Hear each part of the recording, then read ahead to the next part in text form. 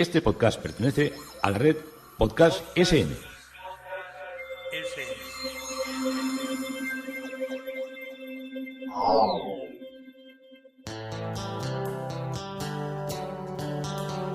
Historia con sentido. Un podcast realizado y presentado por Juan Carlos González.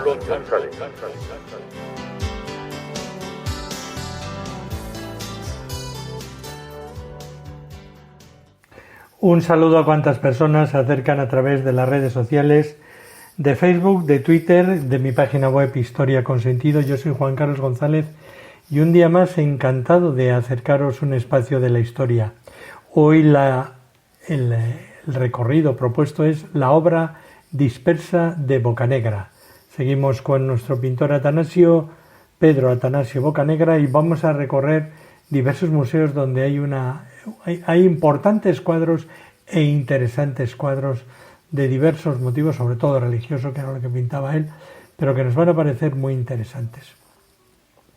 Nos habíamos quedado en el último, como decíamos ayer en el mundo de los podcasts, con todos estos documentales que se proyectan muchas veces por la noche, que tienen que rellenar. Unos lo rellenan con música de autor y venga a repetir conciertos y conciertos.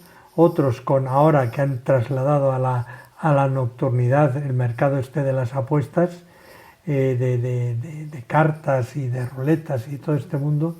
Y sigue el mundo de los documentales, del que arranqué hablándose el otro día, de la maldad y de los asesinos que son los animales en la plena naturaleza, o como nos lo presentan ahora con mucha más insistencia. Pero también os hablé de los grandes reportajes históricos, y estaban hablando el otro día de todos los personajes que había en nuestra historia, que habían llegado a hacer importantísimos descubrimientos, algunos muy próximos a Leonardo da Vinci, que habían pasado absolutamente desconocidos. Es el caso de Jerónimo de Allanz y Beaumont, que nació en Gendulain, en Navarra, Nafarroa, en 1553 y murió en Madrid en 1613. Era un militar, era un hombre polifacético, era también pintor, era cosmógrafo, era músico, pero sobre todo era inventor. Era hijo de Carlos de Allanz, capitán de la guarnición de Pamplona, y de Catalina de Beaumont. Fue el segundo de los hermanos varones, siendo el primogénito don Francés de Allanz, nacido un año antes, y como el padre estaba siempre por ahí en la guerra y en las batallas, pues fue cuidado por su madre y acabó, cuando se le concedió, Felipe II le concedió el señorío de Gendulain, fue un paje de los muchos pajes que tenía en su corte el rey Felipe II, que eran pues todos los hijos de los personajes que destacaban militarmente y que se acercaban a lo que era no sé si la palabra escuria militar o el staff. El padre del que os hablo, que es por el que su hijo está de pajecillo con Felipe II, intervino en lo que es en las campañas de Francia, participó en la batalla de Saint-Quentin de 1557, la expedición de castigo contra entonces lo que era un puerto crosario, que es el San Juan de Luz. Yo me río ahora cuando me estoy acordando de San Juan de Luz, del bar El Crosario, Croser, que yo suelo visitar mucho cada vez que voy ahí, y ahora me hace sonreír el verlo aquí reflejado de esta manera, o cuando lo estoy recordando.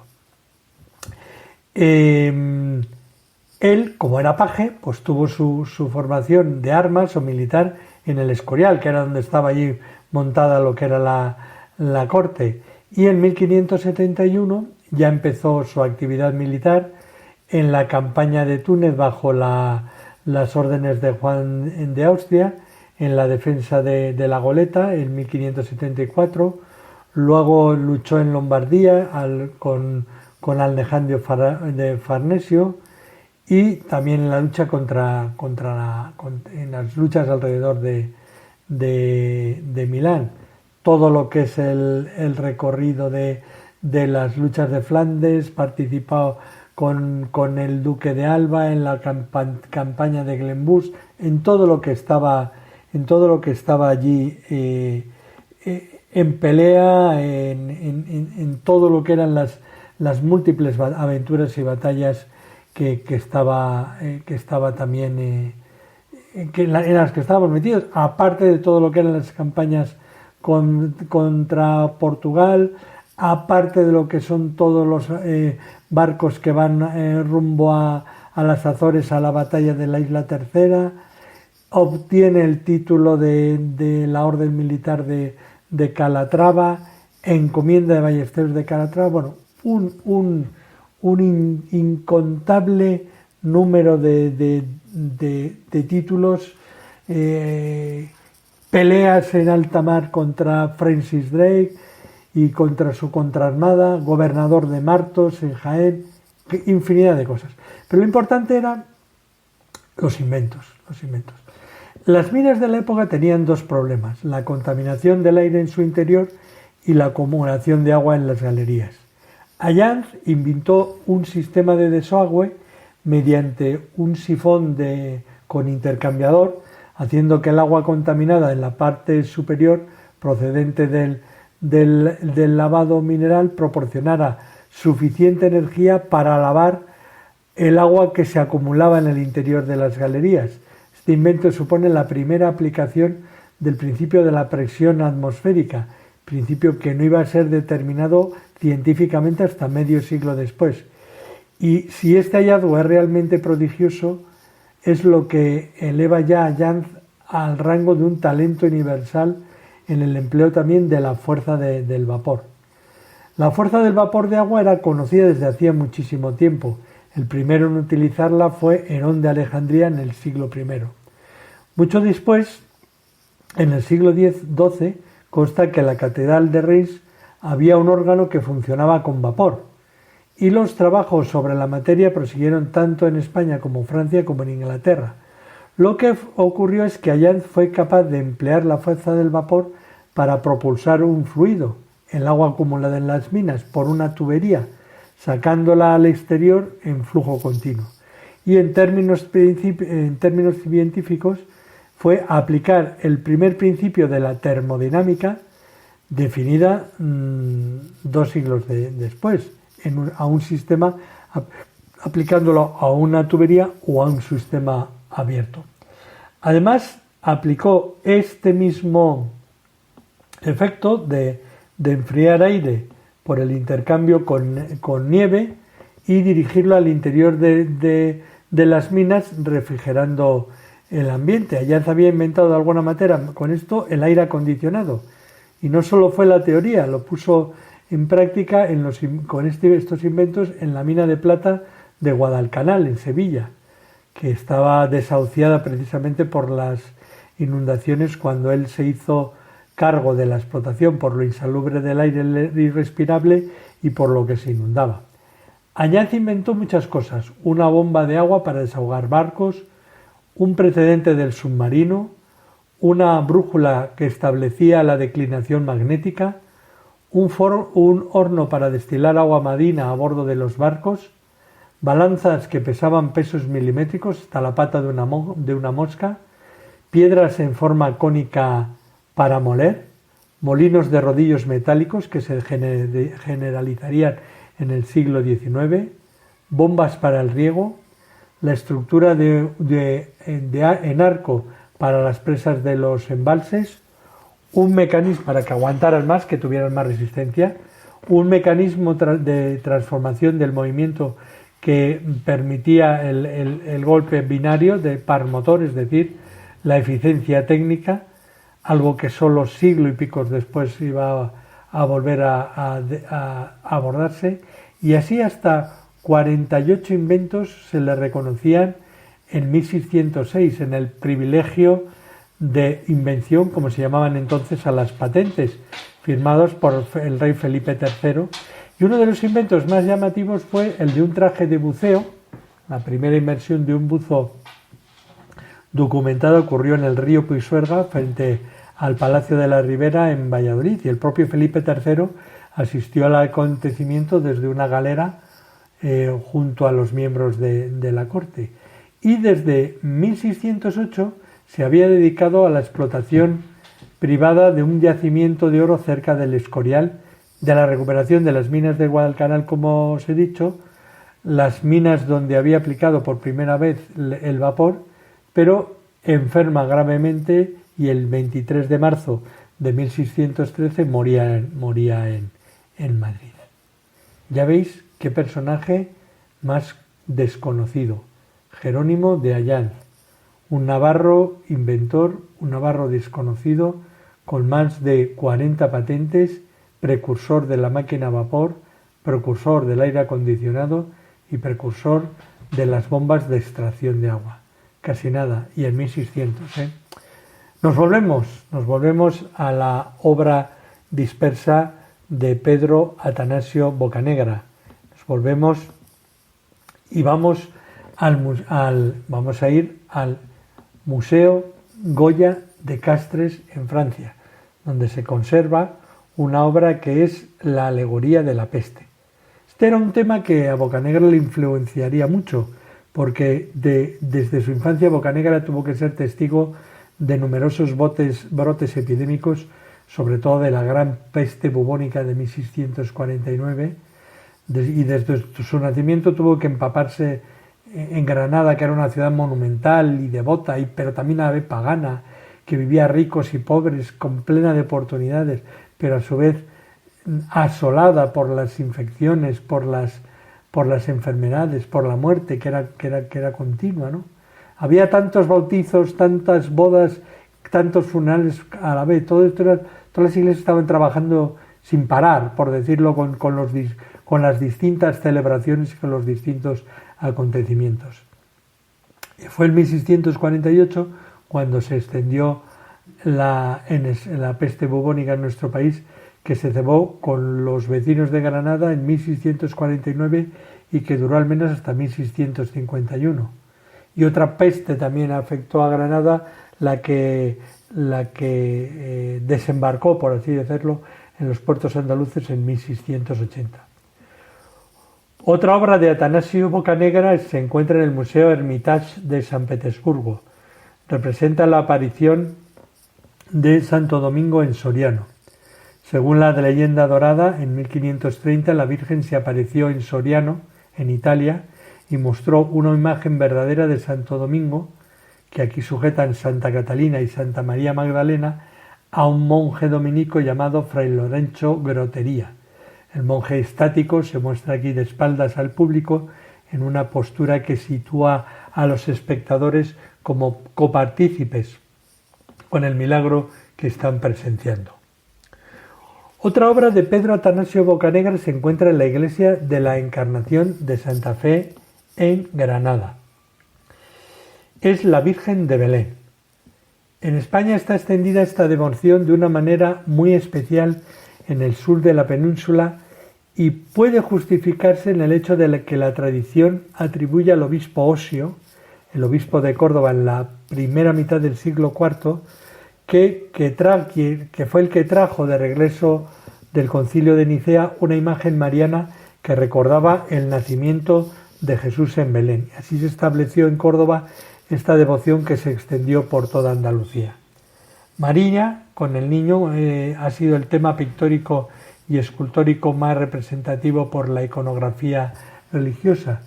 El tema de la Virgen de Belén hay que encuadrarlo dentro de las denominadas vírgenes de ternura, que irrumpen en la plástica mariana en el periodo gótico con una gran fuerza, como respuesta al naturalismo de raíz franciscana que conduce a representar a María no como el trono de Jesús, sino como la madre del niño divino, en actitudes amorosas ya muy variadas, que van desde la Virgen acostada en su lecho acariciando al niño, o la Virgen amamantando al niño Jesús, o llevándolo en sus brazos mientras éste acaricia la cara con la mano, o la Virgen de Belén que lo sostiene en brazos amorosamente envuelto en pañales o desnudo sobre ellos, o en el descanso, el ojito que también hemos visto en esta temática.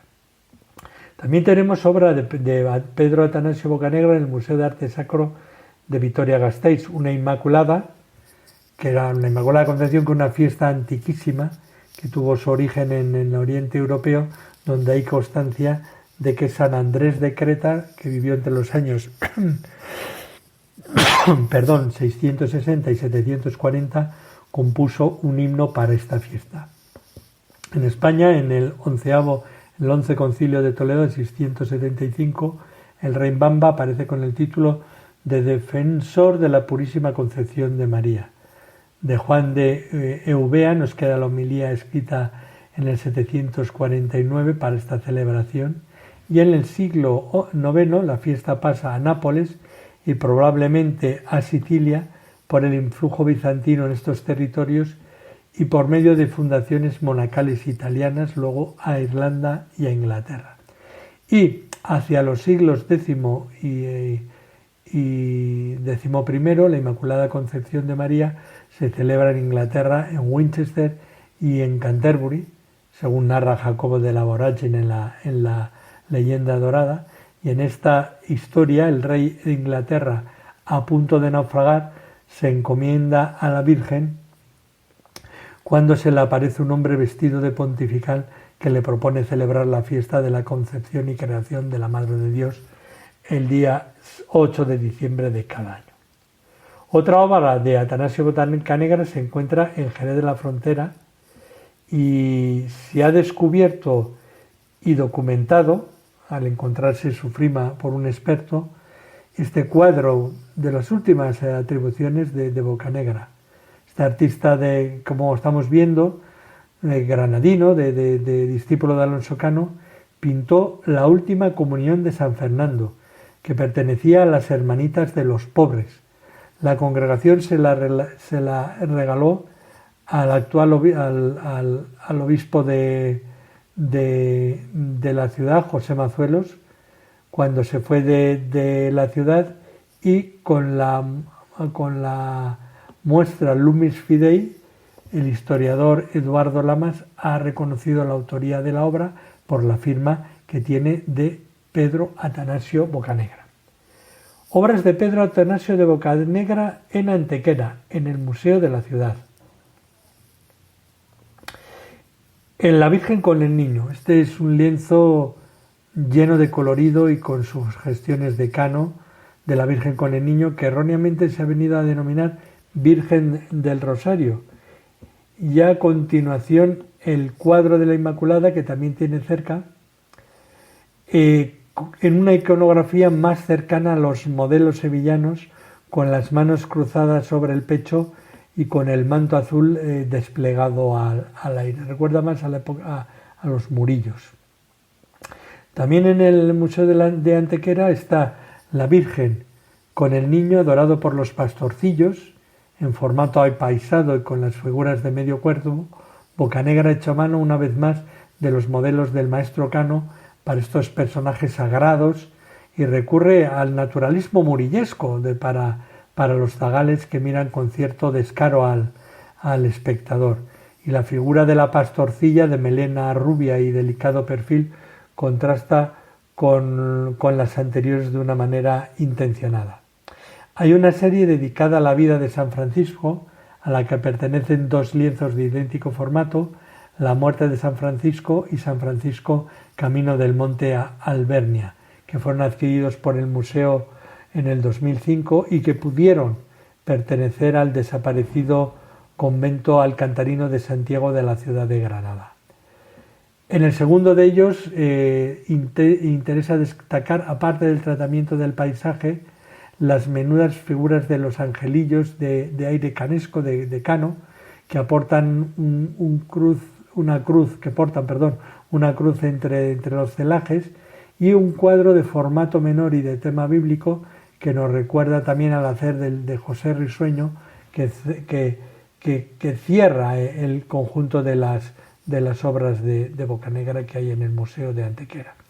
También tenemos en el Museo Conventual de las Descalzas de Antequera la Virgen y el Niño adorados por San Miguel, San Gabriel, San Ildefonso y Santa Catalina.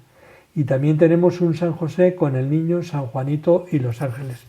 No dejéis de visitar las obras de estos museos antequeranos, que son... Toda Antequera merece estar mínimo 3 días para ver la ciudad bien, para ver sus iglesias, para coger sus monumentos y para intentar descifrarla, por decirlo de alguna manera. Obras de Pedro Atanasio Bocanegra que las conserva la Universidad de Granada. Hay un San Agustín meditando sobre la Trinidad. Esta pintura, junto a la que también hablaré de San Jerónimo Penitente, de medidas similares, pertenecieron probablemente al grupo de obras que Bocanegra realizó para el Teatro de las Disputas Teológicas del Colegio de San Pablo de la Compañía de Jesús. La obra presenta el momento en que San Agustín, pensando en el misterio de la Santísima Trinidad, paseaba por la playa donde encuentra un niño que quiere meter toda el agua del mar en un agujero. Y el santo, sonriendo ante la ingenuidad del niño, le dice que eso es imposible, y el pequeño responde que aún lo es más descifrar el misterio en el que estás meditando. El autor se inspira en una composición de Rubens que gozó de gran popularidad entre los pintores andaluces de la época, y la escena se reproduce ante un fondo de paisaje de gran ligereza en cuyo extremo superior se muestra el corazón en llamas, símbolo de la orden agustiniana. Y esta época es una época de la pieza de madurez del autor y refleja una doble calidad técnica y soltura en la que las carnaciones destacan sobre los ropajes y fondos oscuros, consiguiendo una gran expresividad espiritual. Está cifrado hacia 1670. El San Jerónimo Penitente, junto al San Agustín meditando sobre la Trinidad, de similares medidas, pertenecieron a lo que os he dicho antes, al Colegio de San Pablo de la Compañía de Jesús. La obra representa, en el caso de San Jerónimo Penitente, a un anciano barbado y semidesnudo en el retiro del desierto, orando ante un crucifijo que sostiene con su mano izquierda, mientras golpea enérgicamente el pecho con una piedra que sujeta en la diestra. Y en el ángulo superior izquierdo aparece la trompeta que anuncia el juicio final, y en el ángulo opuesto se encuentran 2 libros, alusión al personaje por la traducción de la Biblia al latín que hace el santo, a la Biblia Vulgata, y a la derecha del personaje, en la penumbra, aparece el león que, según la leyenda, San Jerónimo le quitó una espina. En la composición de la obra se distinguen 2 diagonales, formada una de ellas por la trompeta y los libros, y por la otra por la cruz y la pierna derecha, cruzando sobre el centro de la obra. Y este recurso compositivo, junto con el tratamiento de la luz y el manto rojo, enfatizan la expresiva figura del santo. Otra obra que también pertenece a la Universidad de Granada es la reflexión, la comida milagrosa de Cristo en el desierto. Representa el fin del ayuno de Jesús tras las tentaciones en el desierto, y alcanzará un gran auge entre los pintores sevillanos en la segunda mitad del siglo XVII, una vez que Francisco Pacheco, en su arte de pintura, dedique un amplio capítulo a la correcta representación iconográfica. Están enmarcados en un insólito paisaje desértico, por decirlo de alguna manera, con frondosos árboles y un arroyuelo, y aparece Jesús sentado en una roca y ante él un ángel arrodillado que le ofrece alimentos, y entre ambos un angelote con un cesto, presumiblemente lleno de pan, y en la parte superior de la escena 2 ángeles descienden con alimentos en canastillos para saciar el hambre de Jesús, que expresa con su gesto el agradecimiento hacia Dios Padre.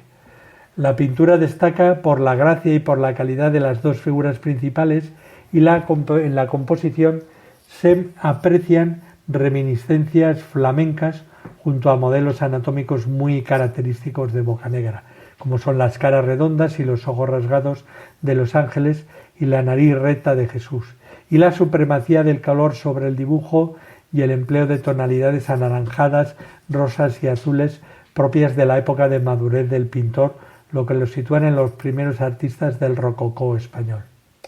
Y tradicionalmente se ubica la obra en la Facultad de Derecho tras su adquisición durante el rectorado de don Antonio Marín Oceteque, a un anticuario granadino. También tenemos un San Juan Bautista acariciando a un cordero. Estas son las obras de la Universidad de Granada. Ambiente pastoril, desprovisto de toda la severidad temática de eucarísticas y pasionales, el niño mirando al cielo, sentado en una roca y acariciando el cordero que descansa a su lado, en alusión a su tarea de anunciar la venida del Mesías, y junto a ellos una filacteria con Ecce Agnus Dei, en referencia al Cordero Pascual. El artista opta por una composición horizontal, creando dos espacios bien definidos, uno cuadrado, el que ocupa el niño delante de las rocas, y el otro rectangular, con un paisaje de fondo que se abre tras la arboleda. El uso de la geometría se completa mediante la composición triangular que forman San Juan y el Cordero, y el empleo de la luz tan significativo en Bocanegra incide sobre estos personajes, dejando en penumbra otros elementos secundarios pero característicos de la comprensión de la obra. Esta obra nos habla de dos paisajes cruciales en la vida del santo. Por una obra del bautismo, la obra del bautismo del Señor, que luego la veremos en la madraza, y el retiro de San Juan en el desierto, que aluden a la roca y a la vestimenta. Forma parte de las colecciones fundacionales del Museo Provincial, donde ingresó con motivo de la desamortización en 1835, y según Emilio Orozco, procedente del convento de San Antonio Abad. Ya aparece citada en el inventario del museo de 1840 y fue depositada en la Universidad de Granada en 1944, y actualmente se encuentra en la universidad en lo que es la Facultad de Medicina.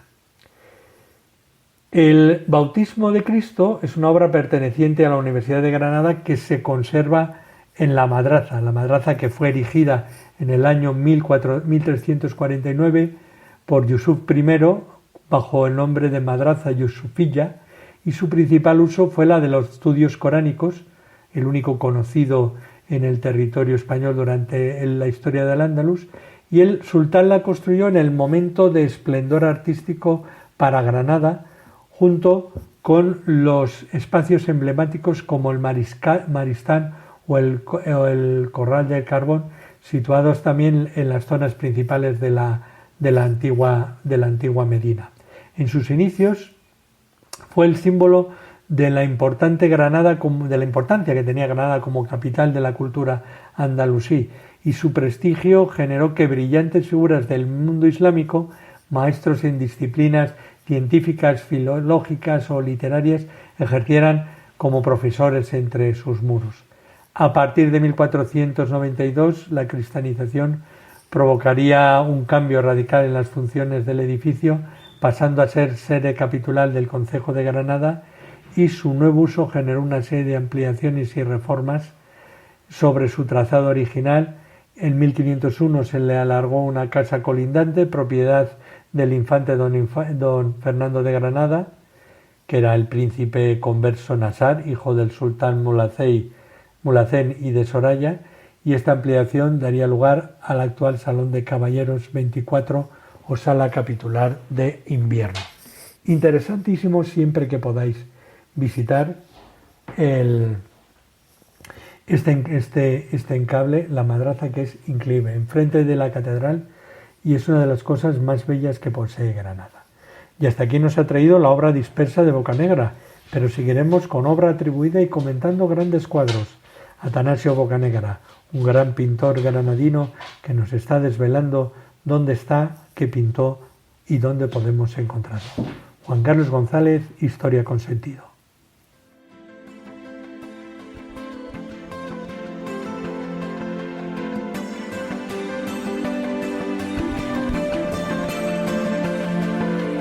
Hasta aquí un episodio más de Historia con Sentido. El podcast que te habla de historias de la historia, sucesos, eventos, como si el ayer fuera hoy. Síguenos a través de iTunes, Spreaker o iVoox. Contacta con nosotros por correo electrónico escribiendo a podcast@historiaconsentido.com. Nuestra web www.historiaconsentido.com. Y en Twitter nos encontrarás como @historiasentido. Este podcast